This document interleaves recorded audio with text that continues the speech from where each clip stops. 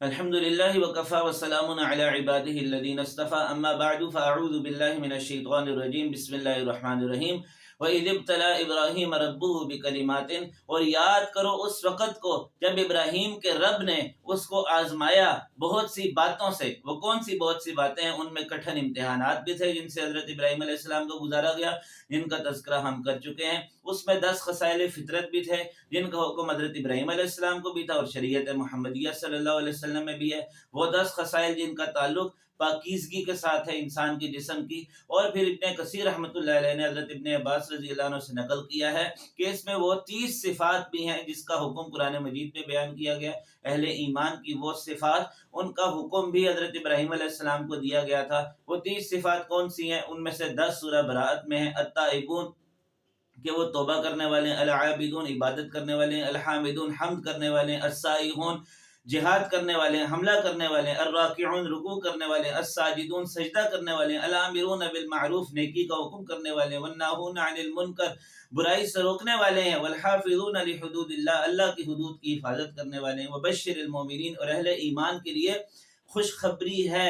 10 سورہ مومنون میں قد افلح المؤمنون، اہل ایمان کامیاب ہو گئے۔ الذین هم فی صلاتهم خاشعون، یہ اپنی نمازوں میں عاجزی کرنے والے ہیں۔ والذین هم عن اللغو معرضون، لغویات سے دور رہنے والے ہیں۔ والذین هم للزکاة فاعلون، زکوٰۃ ادا کرنے والے ہیں۔ والذین هم لفروجهم حافظون، اپنی شرمگاہوں کی حفاظت کرنے والے ہیں۔ الا علی ازواجہم، سوائے اپنی بیویوں کے، او ما ملکت ایمانہم، یا اپنی باندیوں کے، فَإِنَّهُمْ غَيْرُ مَلُومِينَ، اس میں ان پہ کوئی ملامت نہیں ہے۔ فَمَنِ ابْتَغَىٰ وَرَاءَ ذَلِكَ، جو اس حلال کے علاوہ کی تلاش میں رہے گا، فَأُولَٰئِكَ هُمُ الْعَادُونَ، تو وہی حد سے تجاوز کرنے والے ہیں۔ وَالَّذِينَ هُمْ لِأَمَانَاتِهِمْ وَعَهْدِهِمْ رَاعُونَ، اور وہ اہل ایمان اپنی امانتوں کی، اپنے عہدوں کی رعایت کرنے والے ہیں۔ اولئک هم الوارثون، یہی ہیں جو وارث ہیں۔ کس چیز کے وارث؟ الذین یرثون الفردوس، جو جنت الفردوس کے وارث ہیں۔ ہم فیہا خالدون، ہمیشہ اس میں رہیں گے۔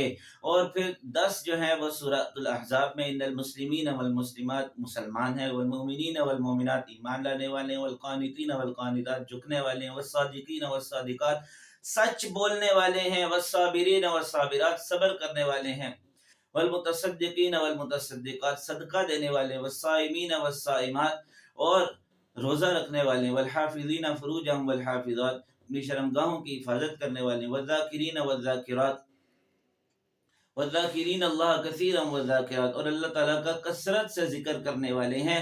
اعد اللہ لہم مغفرۃ واجرا عظیما، اللہ تعالیٰ نے ان سب کے لیے مغفرت اور اجر عظیم کا وعدہ کر رکھا ہے، تیار کر رکھا ہے۔ تو یہ وہ 30 صفات ہیں جن کا حکم شریعت ابراہیمی میں بھی تھا، جن کا حکم شریعت محمدیہ صلی اللہ علیہ وسلم میں بھی، اور قرآن مجید میں ان کو بیان کیا گیا ہے۔ تو یہ 30 صفات بھی بکلمات کے اندر آتی ہیں کہ ان احکام کے ذریعے بھی حضرت ابراہیم علیہ السلام کی آزمائش کی گئی۔